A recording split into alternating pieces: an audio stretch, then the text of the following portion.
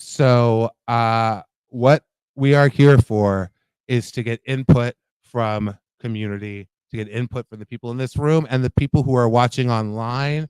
If you are online, please comment with any questions, with any suggestions that you might have.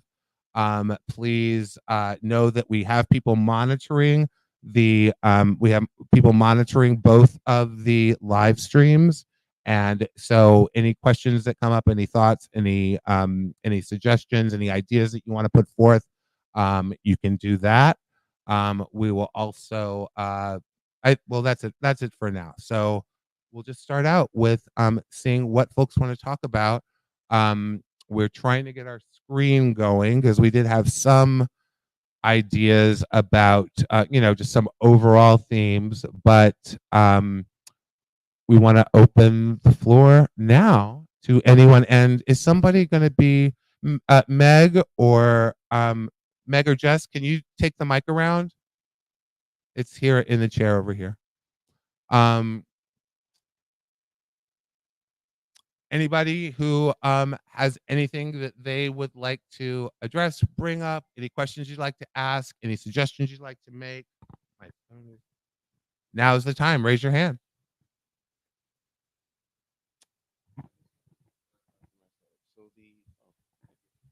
So the main gist of the Queer Liberation March is to separate capitalism and corporate entities from using us to make money, basically, without actually kicking back or contributing to our community. Am I right? Yes, that's it in part, and thank you, because we had a little technical difficulty, so I got thrown off my game a little bit. Yes, it's a little bit more than that, but this march is about not having any corporate involvement whatsoever in the work that we do. We do not have corporate sponsors. We are a community march. We are a people's march. We are a political march. We are not about, yes, people can be out, be fabulous, get your fierceness on, but get your fierceness on for a message. We're about the issues that our community is facing. We're about magnifying and amplifying, not magnifying, we're about amplifying the issues that our communities are facing locally, statewide, nationally, globally. That's all that we're about, so we're not about just dancing for the sake of dancing, or wearing a speedo to shake your bomb bomb. We're about shake that speedo, but like have a delightful political message in the front and the back. I can't hear you. I like to get straight to the point. More of a business-minded person. Speaking about that, growing up Black, we have the influence of our history of was it Tulsa, Oklahoma, Black Wall Street, things like that. And one of the economic frameworks was buy Black, sell Black, keep it to each other. And we can model that for this as well, to take our pride back from corporations who use us to make money by supporting queer entrepreneurs and queer small businesses, and having word of mouth in our community to keep traffic to those businesses, and we just keep that amongst ourselves. It's a very simple solution, straightforward. If we put enough effort to it, they would see a change, because less of our money would be going to the corporations that put up pride flags every month. So they take our money and then run, and they'll start to notice that, hey, they're not spending here anymore. What's going on? It's a nice little trick, but it takes effort, it takes consistency on our behalf. And the majority of our community is financially unstable. I should know. I live in a Just enunciate and project. Sure. Yeah, the majority of our community does face financial hardship. Mostly due to homelessness, being forcefully relocated for identifying or coming out to family or whomever they're rooming with doesn't agree with that. It's a huge issue in our community. And that also affects our ability to make money, become financially stable, to embark on entrepreneurial things. So it's kind of like we're going to have to solve a lot of things until we actually solve the main problem ish. So I hope that's also included in the movement as well, because there's a lot of gears that generate one problem, and we have to really dissect and really go for the jugular when it comes to solving these things, instead of just shaking our bum bum. Yeah, economic empowerment is incredibly important. Freeing our communities from the yoke of capitalism, which is a big part of like what we're about. Obviously, we have to live within a capitalist system. That is a framework for our, for the entire world, essentially. Even countries that purport to be communists are relying on capitalism in a large way. Um, I um, I think that was a great idea in terms of featuring the entrepreneurs, queer, LGBTQ, TGNC entrepreneurs and business people, and the work that they do, artisans, artists. Um, that would be a wonderful thing. If that is something that you would like to bring to the table and work on, and get people, get people around you to help you work on and figure out ways that we can incorporate that into the march. I think that would be a really great way, maybe it's something about, having, tabling and having different entrepreneurs come and, sharing the work that they do. There's all sorts of ways that could be incorporated into it. If we get folks that can work on it and can commit to working on it, I think that's fantastic. I was also like browsing around YouTube a couple of days ago, and I came across the mayor's State of the City address. I think he made like 1 or 2 days ago. And one of the things he brought up in his speech was to start a small business fund for low income people who still aspire to be entrepreneurs. I think last time I checked, they had a loan for about like 2,500K for like 1% interest for those who qualify, given that they're BI, POC, women owned, minority owned, stuff like that. I've been keeping track of that, and I also like to introduce that to this march and this movement because, like I said, one of the frameworks for our liberation is economics. That's why you have Black Wall Street. That's why you have Black-owned banks in the '50s and everything before they burned them down. We're on to something, and they knew we're too smart. That's why I had to do that shit. But it's a method that has been tried and tested and proven, and we could just apply that to this. Except they always burn it down. Well, let's make sure they don't. You see how I'm dressed? I know. I'm Let's just make kidding. sure I'm they just don't. kidding. But yeah, Yeah. Yeah. No, that's great. Yeah, bring it in. Bring it in. We Okay, meet, cool. and I should say for folks, we meet every Wednesday from 7 to 9 p.m. On Zoom. At usually sometime in the 2 months leading up to the March weekend, we start mixing in some in-person meetings. Before that, we also will end up having committees that get formed to focus on a lot of different areas. Some that are just sort of the quotidian stuff that you got to do: the March committee, the rally committee, the media committee, those sort of things that you have to do when you're producing a large event. But then there can also be other committees that get formed around particular issues that folks from the community want to get together and figure out ways that they can be brought into the march itself and into the broader work that the coalition does. So thank you. And I see another hand going up, so I'm going to let someone else. Oh, go ahead. Jess will take it over. Hey. Uh-huh. Okay. So are we gonna take a pause? What am I telling our 5 viewers online? What am I telling them? Okay, I have no trouble speaking from the diaphragm. Yeah, and let's see if you're any louder from that mic than you were, and see whether we need to switch mics, because I can always amp up my volume if that mic is too Okay. low. So I know you said a few years ago you did something about trans youth and stuff like that.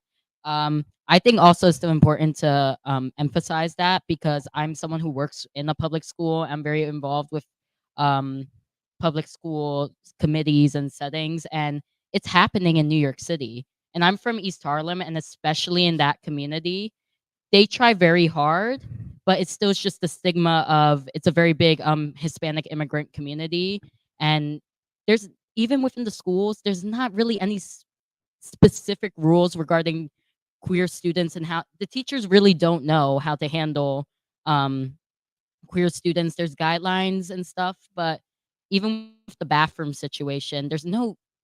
and someone could quote me if I'm wrong. Someone could correct me if I'm wrong on this, but I'm pretty sure within the New York State public school system, there's not a specific policy regarding trans students in bathrooms. And most New York State public schools actually don't have gender neutral bathrooms for students to use. So yeah. I'm going to call my co-facilitator, Jess, up here to respond to that question. Jess works in education. Come up here, though. Come up here so you're on camera.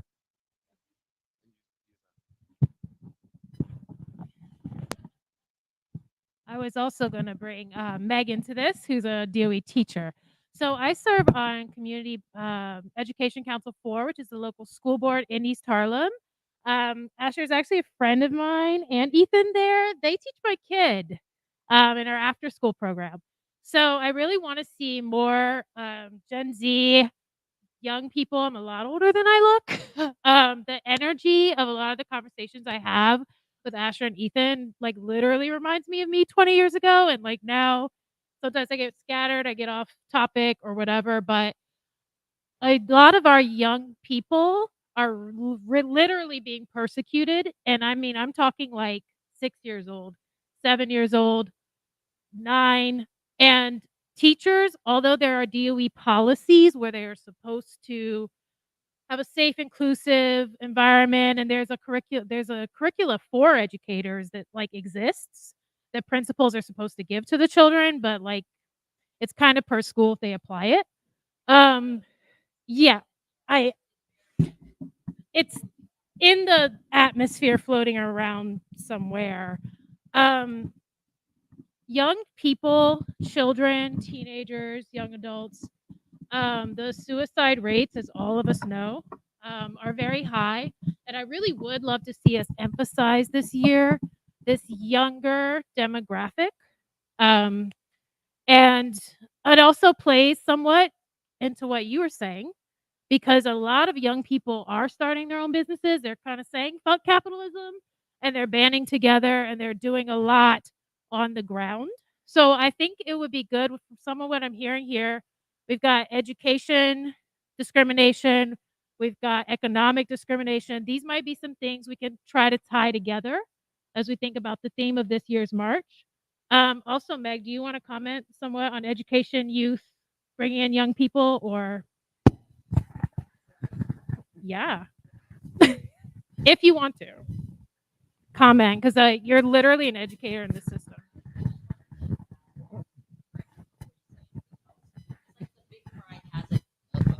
I forgot about the mic. The big pride has the youth pride. What if we were able to do something like that within this? Because I'm gonna be honest, the capitalist youth pride sucks. It's lame. No one wants to go to that. Every like middle schooler who I've spoken to at my job, they're like, no. So it's literally funded by Target. It's not it's not good. So something like that would be nice. Another example of why we should trust the youth, because the youth will lead the way. Organizations like Teens Take Charge, I'm taller than Jess, I'm sorry.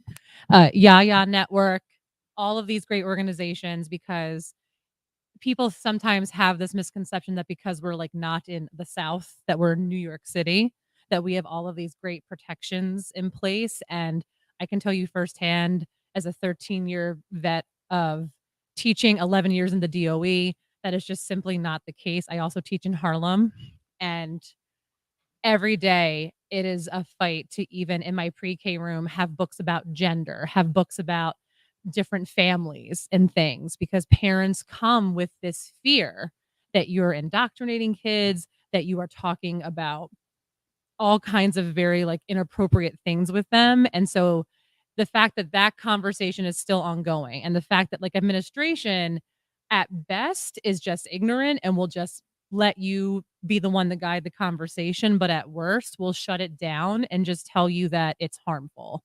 And they are very good at sweeping it under the rug, especially with this chancellor and this administration.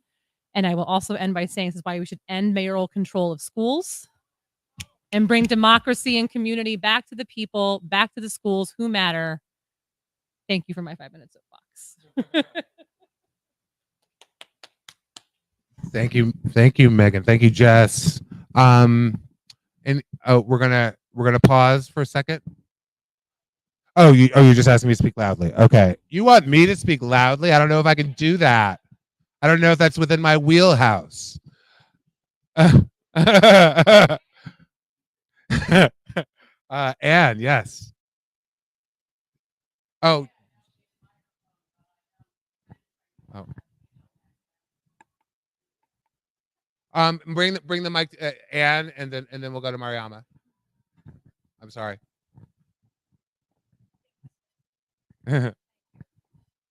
Hi, I'm Ann, and I was working in the schools as a guest teacher on homosexuality and AIDS education 35 years ago. So my information is not current, but it's I know exactly what you're talking about because it hasn't changed. So let me make a presumptuous and radical suggestion just to lay it on the table, which is that this march be youth oriented as a whole, and that the theme be something about, the future is now or coming right along. This is the future. And I think that fits in with the presidential campaign, which we can't ignore, all the, of course, state by state, city by city horrors of proposed legislation, which are mostly youth targeting. And you can bring economic empowerment into it too, and almost anything you want, but really make it a youth-run, youth-focused event this year. That is a great idea. It's I got it from them.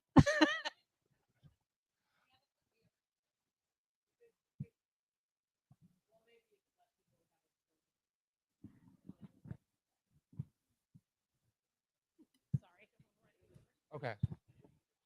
Okay. And if everyone can, if when you speak, if you can, please stand when you speak, just so that the cameras can catch you. All right. So I just want to add to the conversation that I think education would be a really good point to jump off with, and a lot of ideas within to play on it. Just speaking from my experience as a nursing student, there's just so little information that people are willingly putting into curriculum, especially about like queer and trans people. Like I have to specifically ask over and over again about how this applies to intersex people, people on hormone replacement therapy.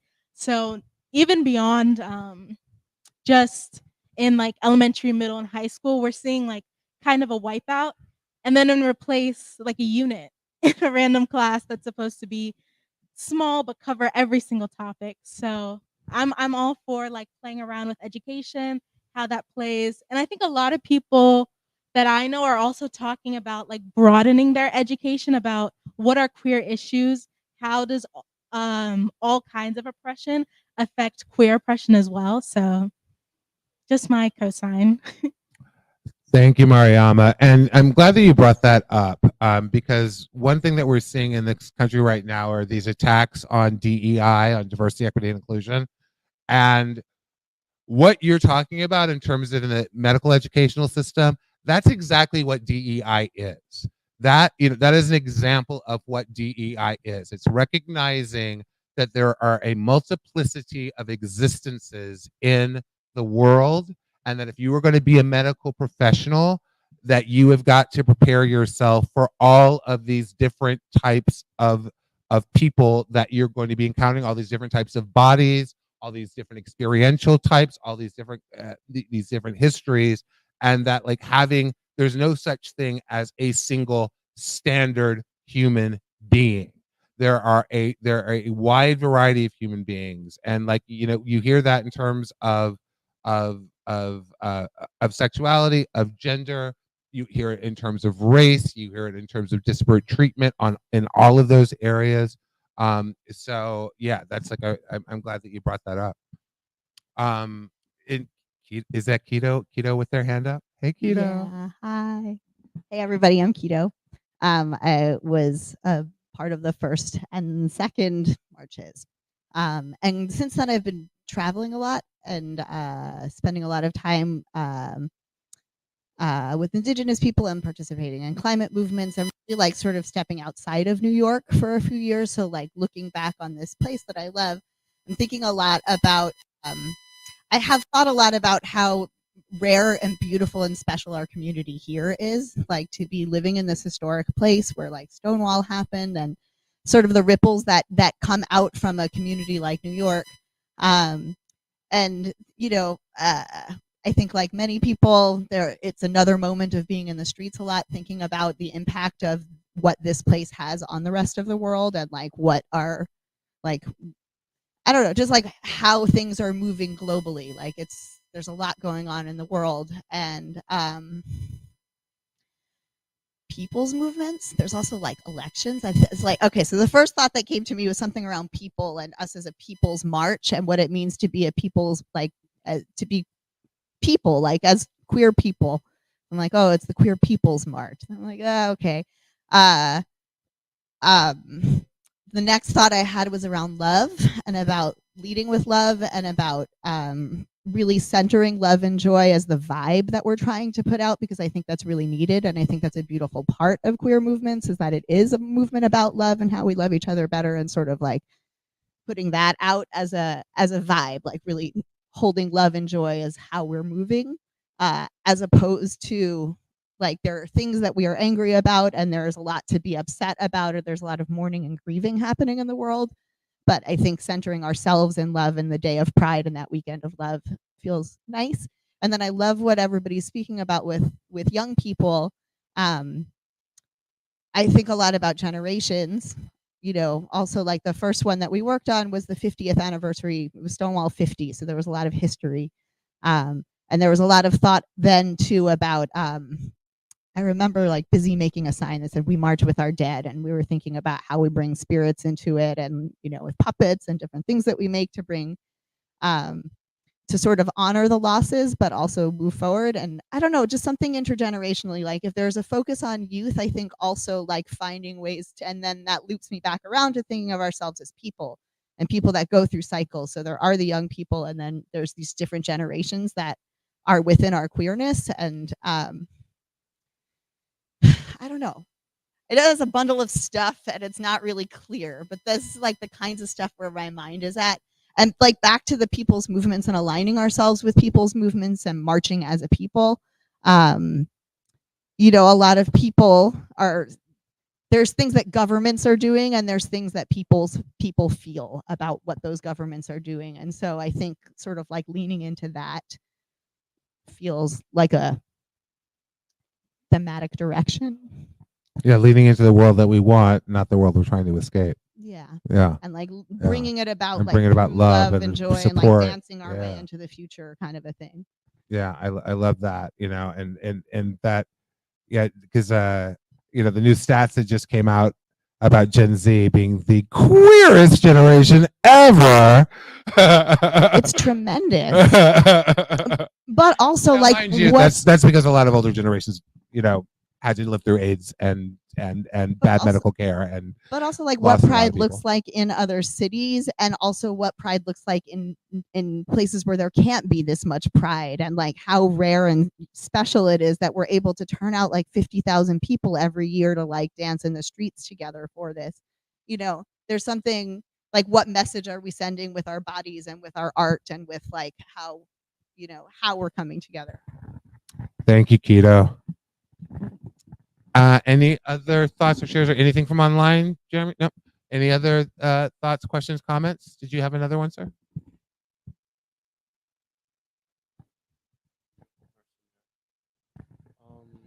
Hey, how you doing? Born and raised New York, just like you. So you said you're from you go to school at Harlem, right? Right. So you're familiar with some of the complicated dynamics amongst our own people. Sometimes we can't even trust us.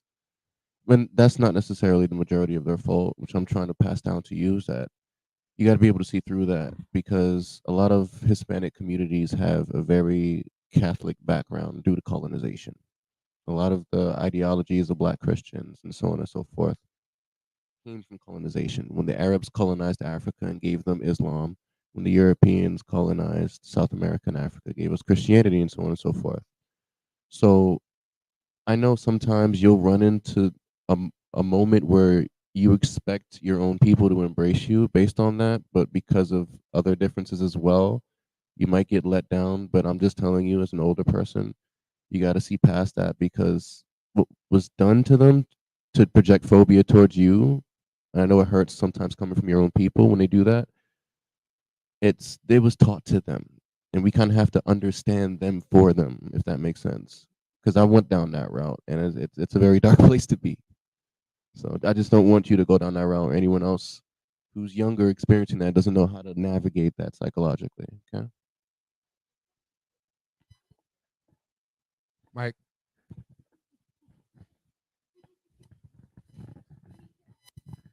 Wait. Okay, I forgot I was supposed to stand up. I was more talking about within the schools, not necessarily families, because I think the system, the policies they have in place are in word only. It's not necessarily getting enacted within the schools. I'm not saying it's due to lack of trying, but it's a mixture of things. And Jess and I have spoken about this on the CEC. And it's not for lack of trying. It's just it's an institutionalized thing that has gone unchecked for far too long. And the mayor and the chancellor, I will call them out on it, that they say that it's a safe place for queer students, but I've had kids come up to me and tell me, they're like, I'm afraid to say something because it's a thing, and it's a thing that's happening because they go to school. Some of these kids, they go to school and that's their safe place. Because I don't work for the school, I work for an after school program, so I have a little bit of a different dynamic within the kids. So it's they come to me and they tell me stuff that happens during school, and they're like, I don't know what to do about it. I come to school for that to be my safe place. And here I am having a teacher who, when I correct them, this is just like an example, like, who, when I correct them that, hey, I do not like being put in the boys and girls line, they tell me just to get over it. So it's a thing that's happening within the schools. And I've heard of parents, even the lucky few who have supportive parents, their parents taking them out of school and having to homeschool them. It's a problem. And yeah. That's it's I'm reminded of the fact that when we first started, we Reclaim Pride Coalition started, and leading up to the first March, what we did when we launched was we were, like I said, we were focusing on some very specific issues with Heritage of Pride. The other piece, by the way, that we're about is resisting the overwhelming influence that the NYPD has on the Heritage of Pride parade, at everything that they do. We wanted to show that you could get tens of thousands of people marching through the streets for a significant distance without having to barricade off every sidewalk, without having like 10,000 uniformed cops like everywhere you turn, things like that. And we have, we've proven that. But one of the things that we did when we started was we came out with a list of demands that we gave to Heritage of Pride, we gave to the mayor, which was de Blasio at that time, and we gave to the NYPD on those issues from our founding. Those was very specific issues. But to hear what you're saying, and what Mega said, and what Jessica said, and that we've talked outside of this space about education, maybe it's time to bring back that concept of lists of demands that aren't specifically about QLM, RPC, and what we're doing, but community demands, and to work wider with wider with community, to come up with some really strong demands about these places where, like we say, New York is seen as the Shangri-La of queerness, of TGNC, but there are still trans women being murdered in this city.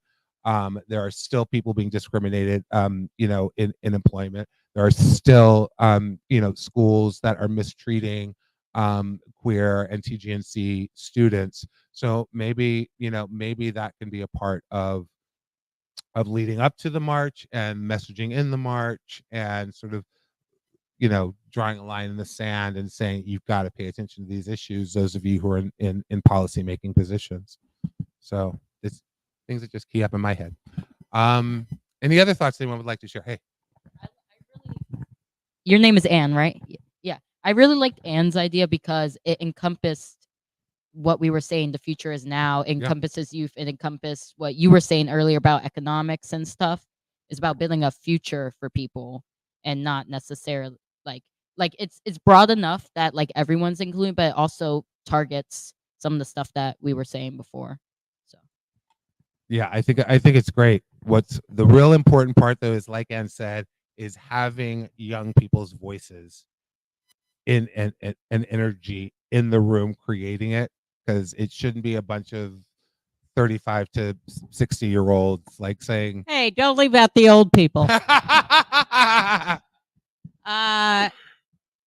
Yeah. I mean, everything you say reminds me of how I think this is the city that doesn't work. I know what you did there. I've been saying that for years. The guiding principle in this city is inertia, and things just don't get done. And I've seen it for years, and you're seeing it now, and it's very depressing and upsetting. But I look around the country because I'm a journalist, and so I see what's going on in a lot of places. And what I see is the energy of young people who get out in the streets and object, who stage walkouts at their schools, who demand change, who are fighting back, the ones fighting back in Florida against DeSantis, and fighting back everywhere. And perhaps if we're talking about concrete ways to help those kids in schools who are isolated and feel they have no avenue, maybe we get to a point where we are helping school by school empower some kind of fight back. Some take some leadership into those schools to promote organizing among students and creating demands and fighting back. I think that youth are the empowered, energized people these days, and if we can manifest that in this march and around it with messages of organizing youth so that they don't feel isolated, if we can help them formulate demands and support those demands and get some action moving, just neighborhood by neighborhood, school by school, that can have an impact. And I'd love to see us make that the theme of this year's march, say I with under an hour here. We have a long way to go in planning this, but it seems to me that you can fit almost anything into this, and that we need to promote that empowerment of youth who are already the ones taking the reins and throwing over the inertia of their elders who are played out and depressed and negative and pessimistic. And we need to turn that around, and by lifting them up as models and putting, giving them space to take charge, I think that could be a very valuable image and message and concrete help to all of us. Yeah, I agree with you, Anne. Yeah, absolutely. Because I think that, yeah. Oh no, I thought oh, you switched in. Yeah, because I think that one of the things that's happening politically in the country right now is a reaction to the enormous amount of organizing and activism that is happening in Gen Z. These attacks on DEI, they're specifically oriented towards schools, right? Because there's this desire to have this sort of this conformity, so that views aren't challenged, so that one particular view of history isn't challenged, and so they're trying to get rid of books that challenge that view of history. Florida just announced a bill to make social media off limits for anyone under the age of 16. And that's because they see that no matter whatever they do in the to limit the curriculum in schools, or the curricula in schools, kids are learning outside of schools, and there's nothing, it's really hard. And they're learning how to organize online. They're learning how to organize through social media, and that scares them, because when they look at what all of the stats say about what this generation believes, and what percentage of this generation is this or that, they get scared. So I think that I totally agree that focusing on youth is a great way to go. Anybody? Mariama has their hand up. Yeah. So kind of like building off of that, as a Gen Zer myself, I think definitely focusing on youth, but I feel like incorporating an aspect. I feel like, is it keto, or that keto brought up about kind of passing intergenerational wisdom in order to like empower like the youth and like all this stuff, because I feel like there is a lack of knowledge and history among like younger queer people, if they're not searching for it, about like how like revolutions within like American history for queer liberation have succeeded, what are the tactics that have been used, and even if the times are changed, kind of giving the information and saying, here's what we've done, here's what we know, and if that's helpful, take it, and if that's not helpful, leave it. Just because I've seen in a lot of ways the intense passion can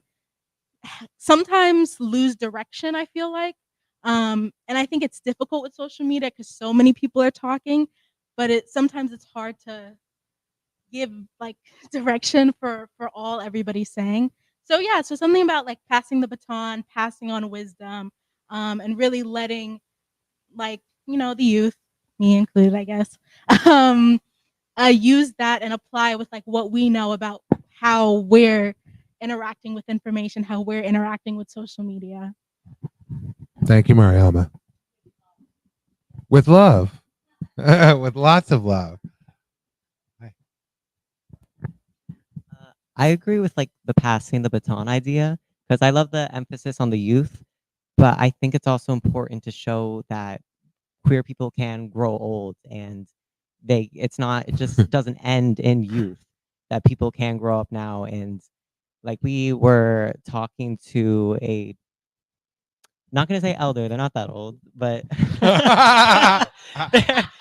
I'm sorry, how old? Like 30? Yeah, millennial. So I can't say elder. Oh my god. Millennial. But we were I don't know what that makes Gen X. well, he's not old. He's only like, he's a millennial. Yeah, exactly. So I can't say elder, but he was just saying how like sharing his experiences, and how even at his age, he's still young, but there's still like not research done for the long-term effects of like testosterone and taking injections and stuff. There's not a lot of information out there yet, so we're still kind of paving the way. But I think even just seeing someone in their 30s or around that age who is has a similar experience to you when you're still younger is very important in letting you know that there is that future there. So I think we should also, pass the baton and show that, and show kind of elders also having to pass on their knowledge, and just older queer people in general passing their knowledge and education onto the younger generations. Just to add on to what he said, it's like that's like less than a 10-year age gap between us and that person who we're talking to.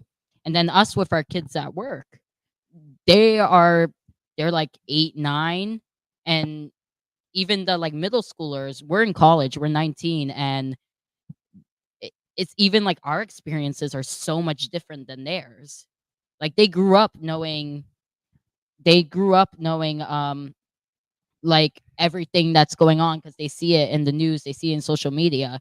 Even us at 19, when we were like even in middle school, it was still it was more out there, but at least with my It experience, was before it was TikTok. it was like yeah, before TikTok. I think anyone who was growing up before TikTok, it wasn't such a yeah.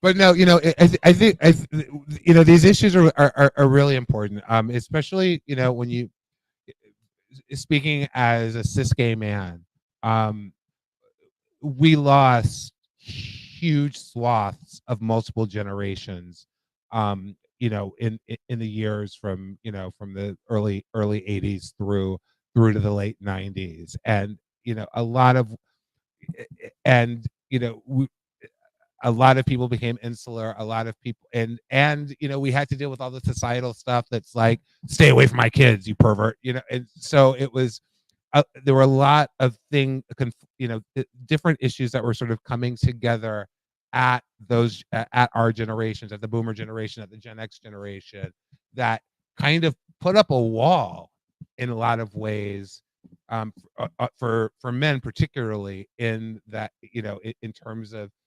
intergenerational knowledge being passed down, and so I think that that would be a really, if there were a way to work somehow. Now we have a regular series that we do every spring, that we have done in the past, of panel discussions that we do on Instagram Live through live stream, and that might be something that we could have for a panel discussion, or even possibly do something in person sometime during the year to try to gather folks from multiple generations and reach out to organizations that are working with queer and TGNC youth, in as well as queer TGNC elders, to try to foster some of that dialogue and get folks in the room together, as a part of this whole process.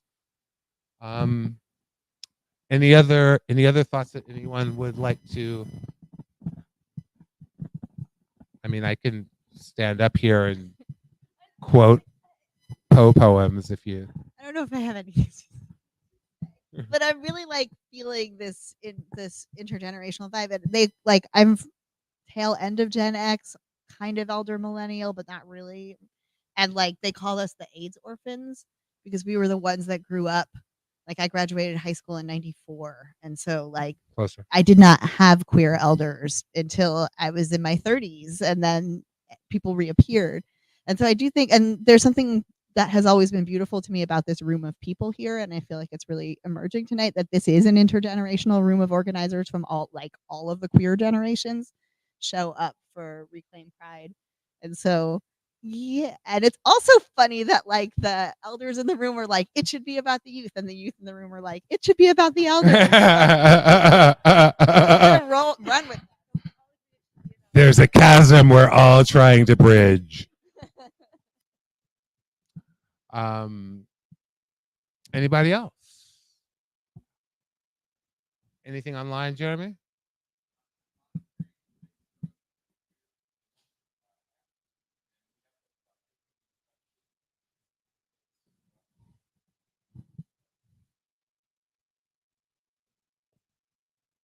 Okay. No. Because we're supposed to have this screen up here that's supposed to have some prompts on it and stuff, but apparently we're having some technical difficulties with that, so I've just got a white background, which I can rock. But let's just start talking about locations.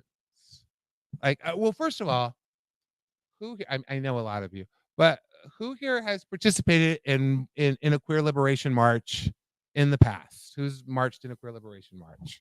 Okay, so fair number here. So I'm going to go back to the first year. We retraced the path of the very first Stonewall Liberation Day march, which was 1 year after the Stonewall uprising, and that went up 6th Avenue into Central Park, and they had a big a gay inn. Gay inn, is that what they called it? Gay inn? You were there, Ed, right?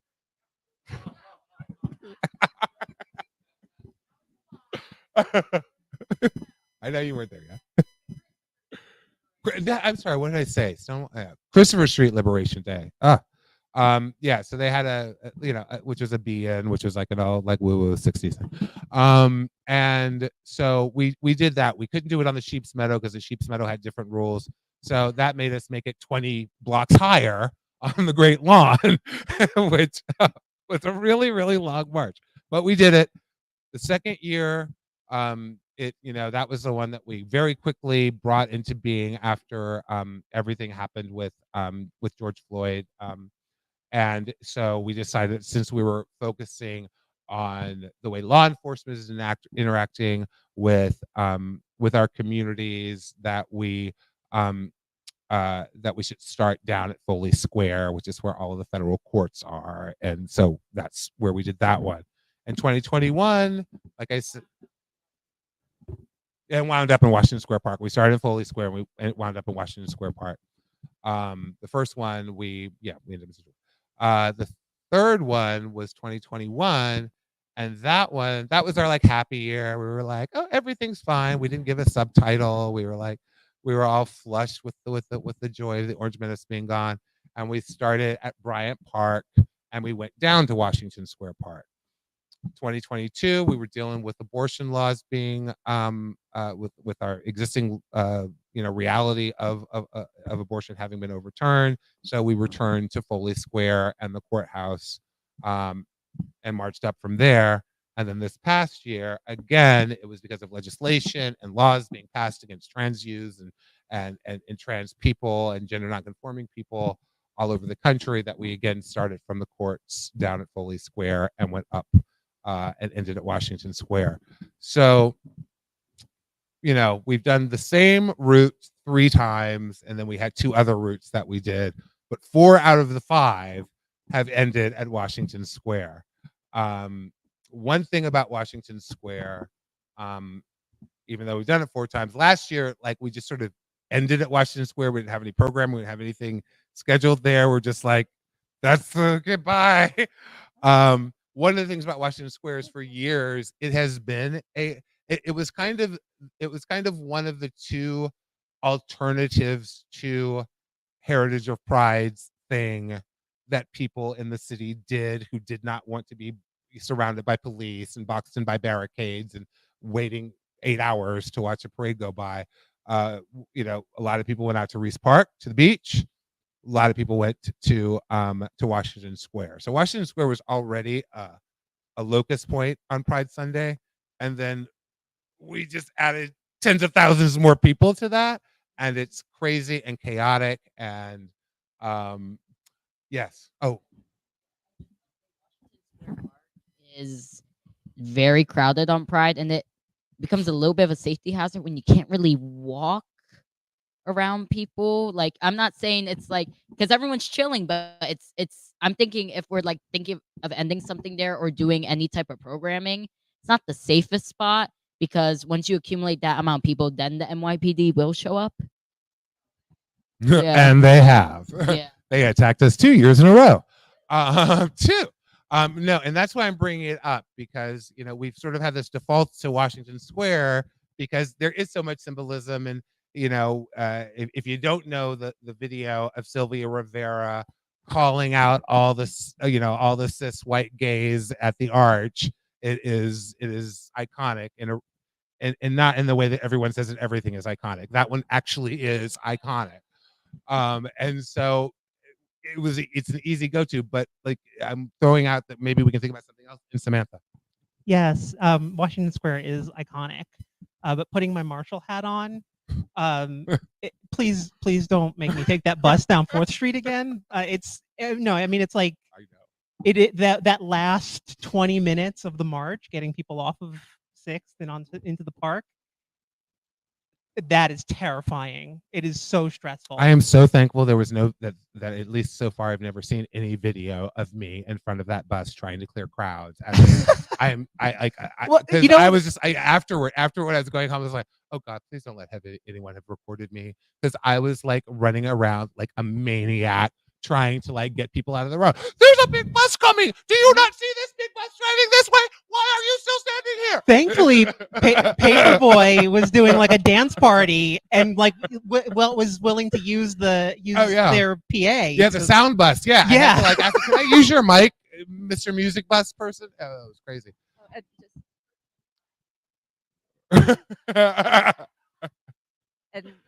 And Nina? just a quick note and ending with in Washington Square. Hold on, guys. Don't make me separate you. Just a quick note on ending in Washington Square, because it is so hectic, we lose a lot of people. Yeah. So if we were able, like, because a lot of, if I wasn't working, I see it and I say nope, and I walk out. Like, that was cute, I gotta go. So it would be nice to end in a spot where people can still chill afterwards and chat with the people that they met during the walk, during the march, and just kind of have it a little bit less crowded. Yeah. I think seems a general consensus that we don't want to end up at Washington Square again. Go on. We never want to. We just end up there. Oh, okay, someone tell me if this is a really dumb idea, but what about Battery Square Park, like around there? We talked about it. We Yeah. talked about it a couple of times, and there is that, like, all the way. So, like, the actual Battery Park it's pretty big. I think that I'm wondering if the idea was that we felt that it kind of is out of the way.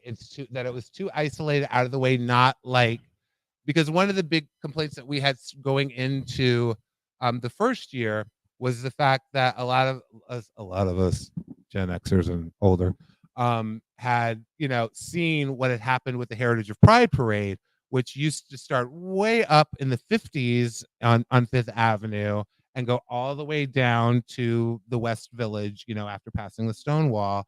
And that over a period of about 15-20 years, that route got shorter and shorter, and then it had to start below St. Patrick's Day because the politicians didn't like going, because ACT UP always did something in front of St. Patrick's, and then it got shorter and shorter even after that, and then it finally ended up starting in the 30s and going west, and then the most recent Horseshoe to Nowhere starts in the 20s, and then does a little wraparound and ends up at 14th Street. No, it ends up at 14th Street. Yeah, it ends up right here. It was literally right along here. 7th Yeah. Avenue. Yeah.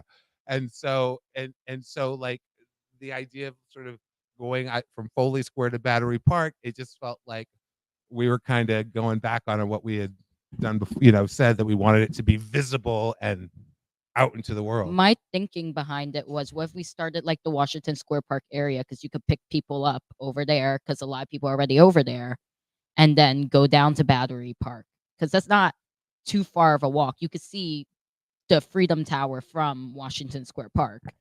So that was my thinking behind it, because if you still want to accumulate people, you start at Washington Square.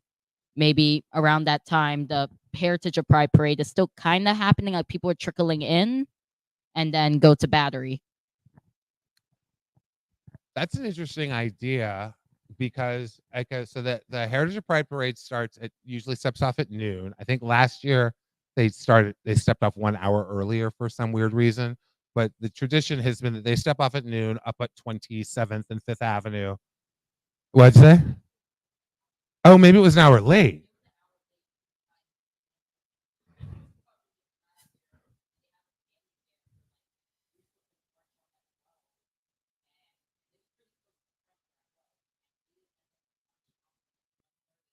Oh, so maybe it started an hour.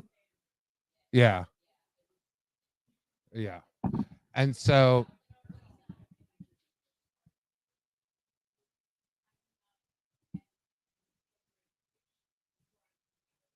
okay, gotcha.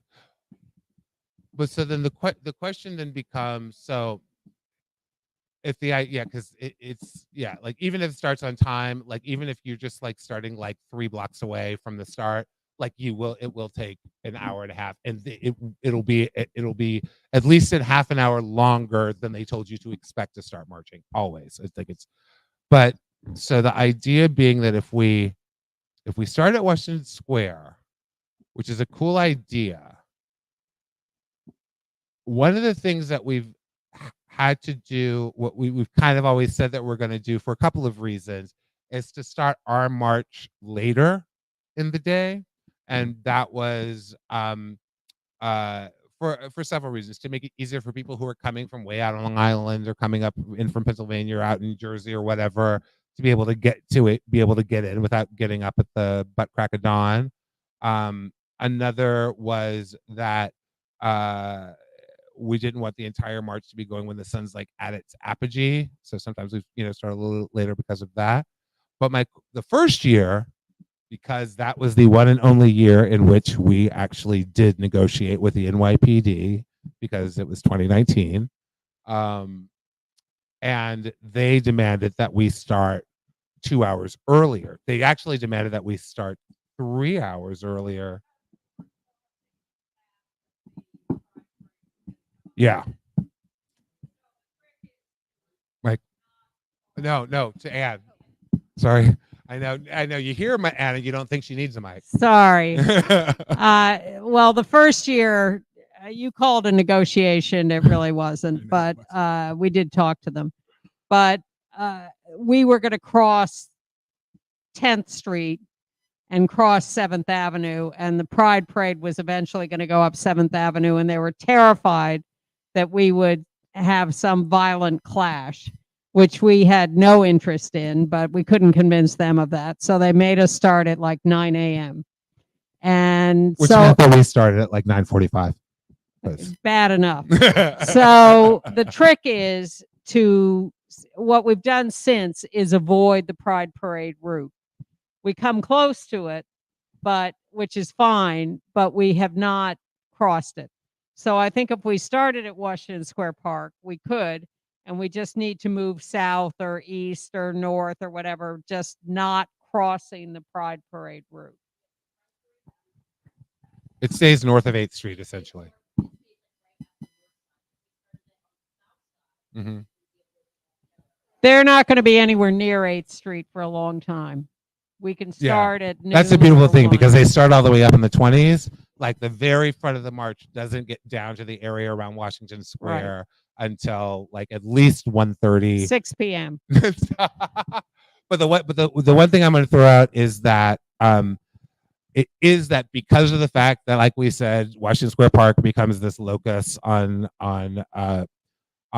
Pride Sunday, is I wonder if it might make sense to start earlier. Not so much about Heritage of Pride, but just before the. You think would be okay?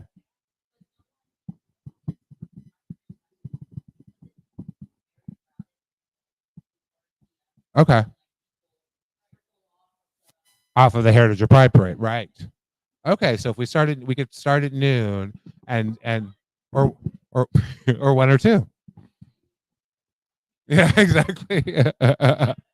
Because if we start in Washington Square Park, I want us to be at the Arch. I want that, which means before, I want the Arch there. I want to harken back to Sylvia. I'd want us to do something and to talk about that history. What I like about ending in Battery Park is that there's not a lot of residents out there. Yeah. So we might be able to get away with actually doing a rally and having amplified sound because there's space for people. It's not going to be overcrowded. And we might even get like 5 people from Staten Island. And there's trees and shade. It's all sun. Yeah, exactly. That's Mariama, and then we'll get to you. Yeah. Question: have y'all always done the rally beforehand, or have you? No, last year was actually the first year that we did the rally beforehand. Okay. Do you find more success? I guess like before, after, or like feedback about that? I think that we did the rally beforehand was simply because we knew that it would be impossible to do a rally in Washington Square Park afterward. And the year before that, we didn't do any kind of rally. I think the year before that, we didn't really do any kind of rally. The second year we did, and we did a rally at the end. Oh no. Yeah, first year we did a huge rally in Central Park. Second year we did a rally from the stone steps in Washington Square Park in that little stage area on the southeast quadrant. Third year, 2021, was when we went from Bryant Park down to Washington Square Park. We didn't really. That was the third year, and that year we didn't do a rally.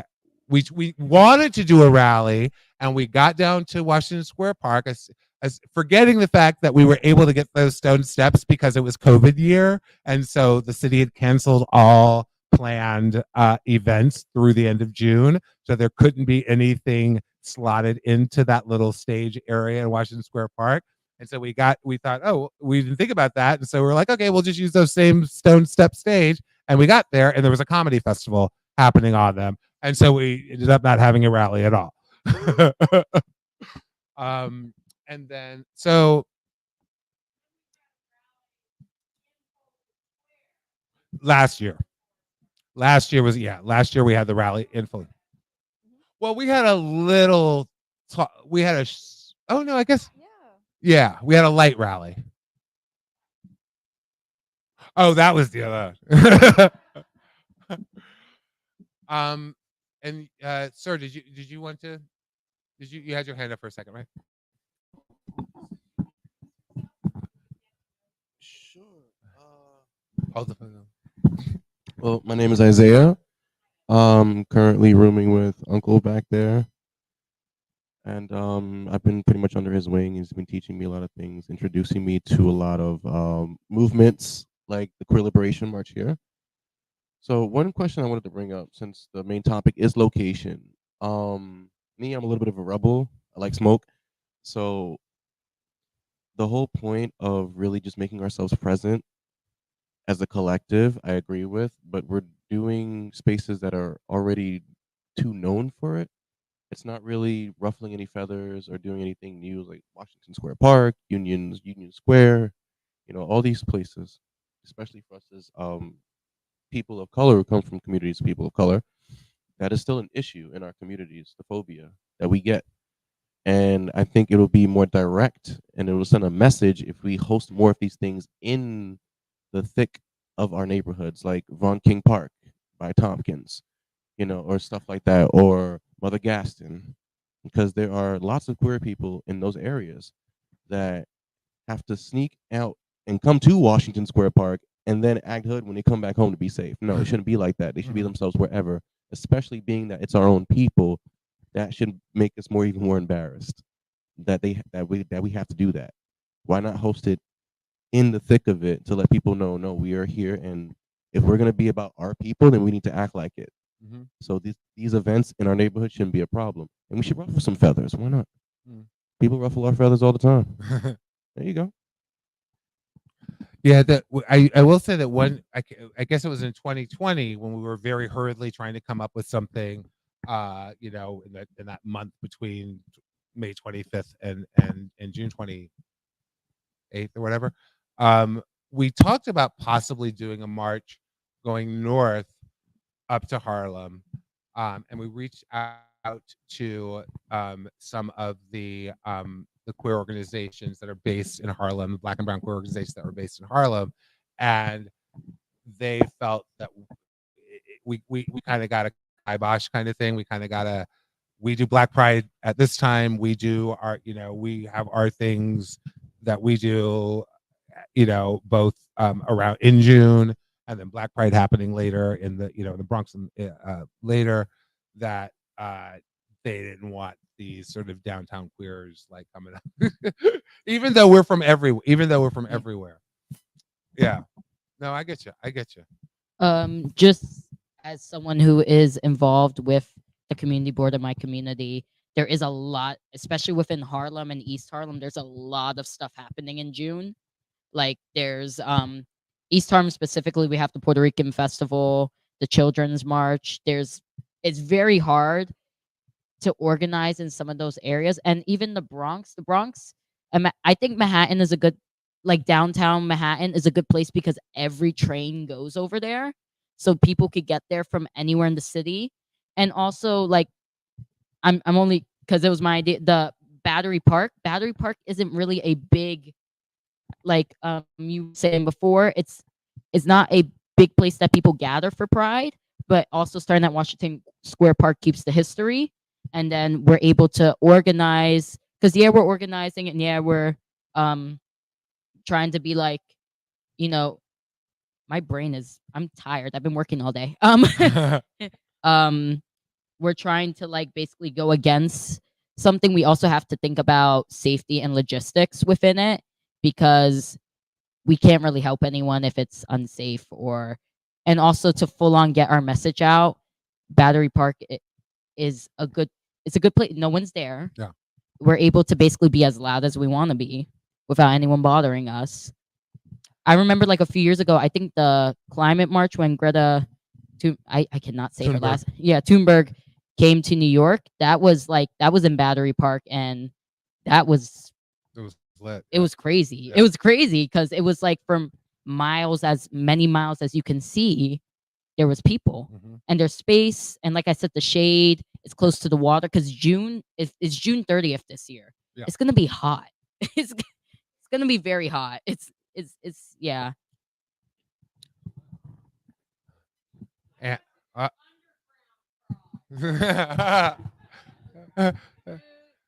Do we the start- whole Pride on the entire subway system. we start in Grand Central. We take the shuttle. start at Grand Central. No, we start in Van Cortlandt Park Oh, sorry, on the Van Cortlandt one Park. train, and we go through the entire system underground. Every neighborhood. Every neighborhood. That would be a good promotional thing, though, to like put things in trains and in stations all over the city. Yeah, not for our thing though. It's like we like I said, we talked about Battery Park before, and I really do because it is a big beautiful park that's underused. It's like we could just take that joint over, and it also does the thing which is like if Heritage of Pride is going from the 20s down to Washington Square, and then we're taking Washington Square all the way down to Battery Park, then between the two, that's a big wide swath of Manhattan that is taken up by people marching or parading. By queer people marching and parading. And we have the nice backdrop of the Statue of Liberty. And you got the Statue of Liberty for the Queer Liberation March.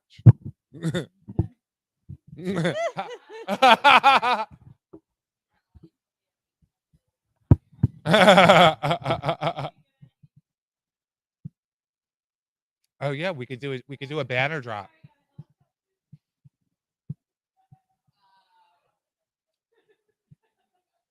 Okay. All right. So I think it sounds like people are feeling this sort of move toward from Washington Square to Battery Park. That's going to mean, especially we want to gather in Washington Square Park. We're gonna have to reach out to the Parks Department. Everyone has to know that if you reach out to the Parks Department, that inevitably ends up with an NYPD community affairs officer being present at a meeting with the Parks Department. It is unavoidable. It is just how the Parks Department functions. It is a part of the city government of New York. Public safety is important to them. They equate the police with public safety. That's the way it works. So folks need to know that. And we can talk about this moving forward. We're not making a decision now. We're like moving towards something, but I just need to put that out there. Double check if Battery Park is actually a part of the Parks Department because some parks like Central Park, they have conservancies, not necessarily within the Parks But Department. believe it or not, even Central Park has a Central Park Conservancy. When we met in 2019 to do our very, very large rally in on the Great Lawn of Central Park, when we met with the Conservancy, NYPD Community Affairs sitting right there. Oh, lovely. Yeah, it's like it's if you're doing anything formal in any park, it requires permits, it requires sound permits, it requires generators. All of those things are considered public safety issues, and because of that, the NYPD gets brought in. Now, mind you, the agreements that we are making are with the Parks Department when we are having those meetings. The NYPD officer has no input in the meeting or anything. They're just there because the Parks Department. That's just how the city works, and there's nothing you can do to avoid it. But they're not dictating anything. They're not determining anything. They're not inputting into any of the decisions that are being made. Those are being made by the Parks Department or the Conservancy, depending upon what sort of situation you have. But they will be there, and so we have to make sure that everyone knows that, because sometimes folks don't realize those realities of dealing with the city. And yeah, all right, so we've got an idea in terms of location, in terms of maybe time. We're thinking, maybe one or two. We can get away with one or two, if we start marching out of Washington Square Park at least by 2. The good thing is that the march goes across 8th Street, so that's a block north of the park. All that we'll be dealing with from Heritage of Pride is they will be set up in that block between 8th Street and Waverly Place going north of the park. That's their supplies and whatever. Their viewing stand, I think, is set up on the north end of that block. So we have we're gonna research that. Folks are welcome to come to meetings and talk about that. Yes, is there a question? We have a suggestion from Twitter, which is Yes. to have the march go from Washington Square Park to Tompkins Square Park. It's too short. That's the issue. That's come up in the past. It's too short. And the drag march. That's drag march's route, and it's because it also Tompkins Square Park doesn't have as much space to gather a crowd where the entire crowd can see what you're doing. It's cut up a little bit too much. Unlike some of the other parks, especially if we end up planning to have a rally in the location, it ends up being a little tough there. But yeah, we talked about that in the past. But yeah, between it being a really, really short walk from basically University Place to Avenue A, that's 7 Avenue blocks, I think. That would just be a little bit too quick, and would probably like it, and would probably like that short length of a march.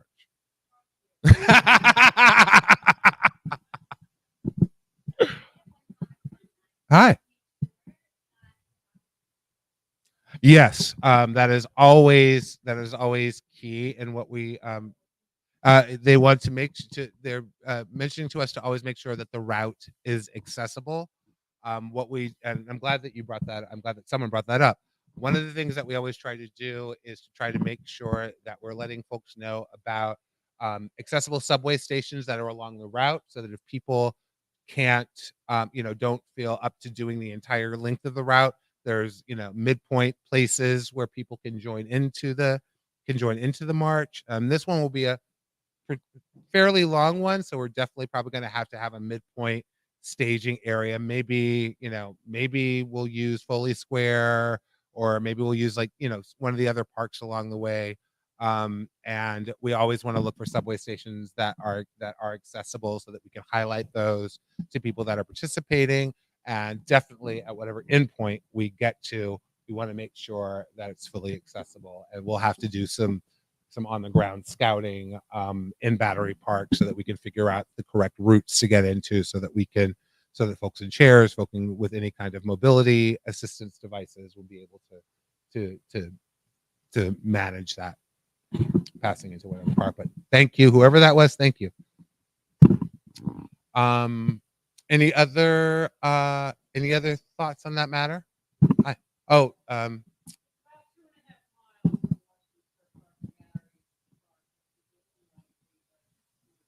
Oh, it's a hop and a skip and a jump, man. You had your hand up. Nina's going to bring the mic over to you. I was thinking about safety and security. That is my occupation, so I do specialize in that as well as leading like organizing large groups into moving in a cohesive manner. And I also work with PD at Bryant Park, so I'm familiar with some of their tactics and what their ideals of crowd control is, which I could also clear up that sometimes the way they act may seem super controlling, but it makes sense when you think about it when you've worked with them for a little bit. Mhm. So my concern overall, besides the safety part, there's gonna be police there obviously and everything. No wild actors are gonna come do anything stupid. Internally is what I'm thinking of. The mood, making people keeping people to stay, not leave.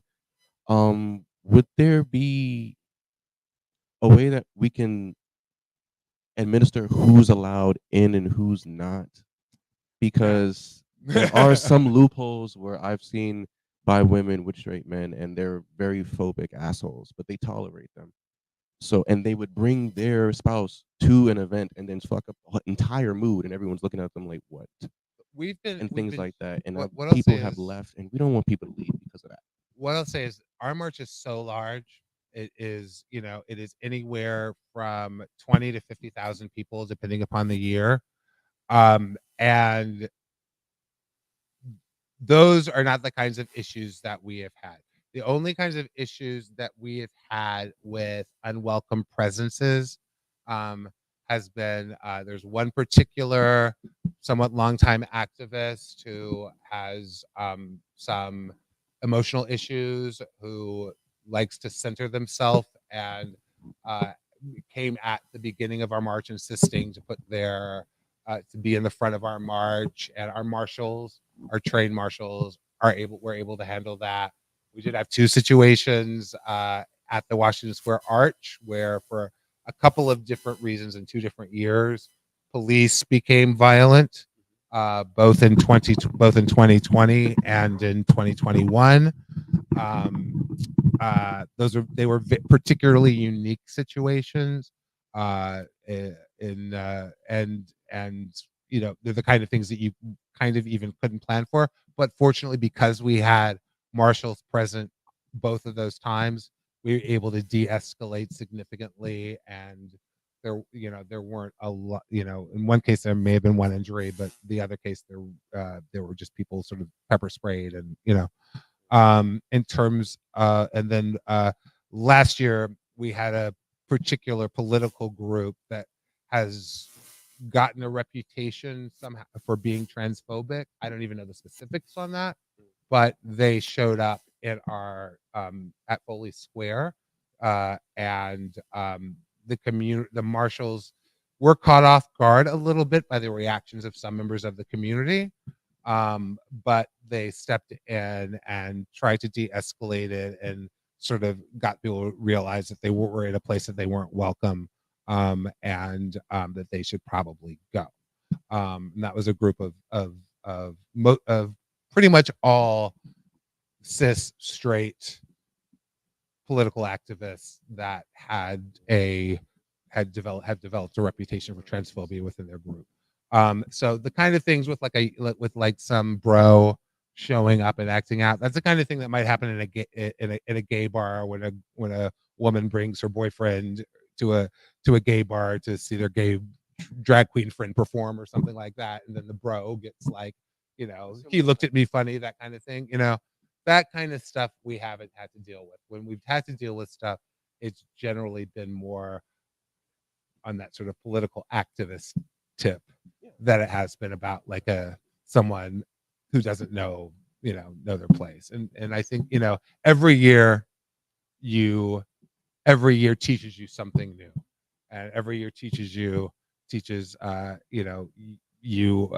something that's going to inform the organizing for the next year, and which is one of the reasons why we keep a core of people carrying on, and we debrief the hell out of the march in the summer months, so that we can make sure that we're recording this information, that we're carrying that institutional knowledge forward, so that when it comes time to start preparing marshals for the next year march and doing marshal trainings and stuff. It's always informing it and carrying it forward.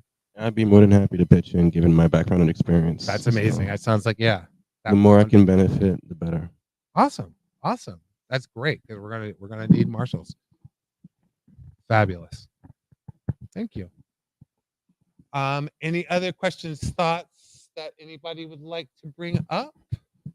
So we talked a little about location, talked a little bit about time. We talked about issues and themes. It sounds like we really want to focus on youth, but we also want to get an intergenerational angle. We want to have it coming from a loving place, not from a place of anger.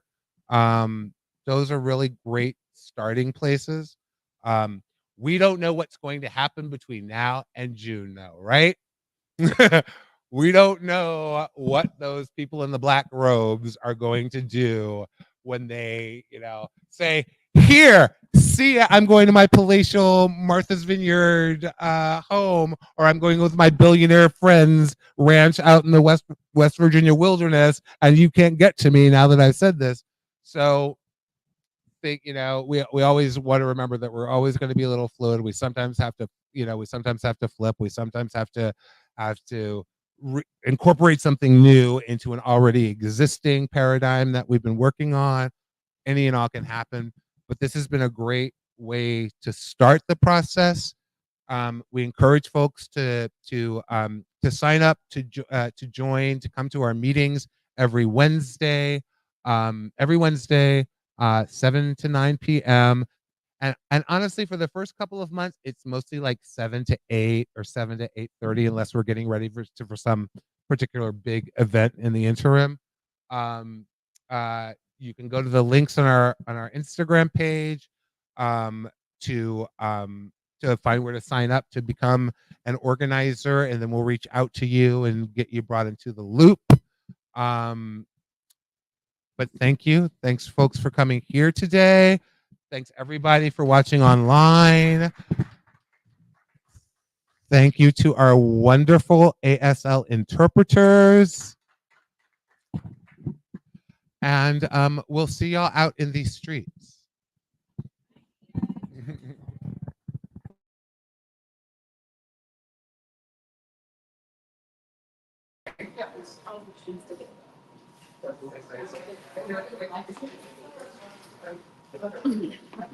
My eyes hurt from this.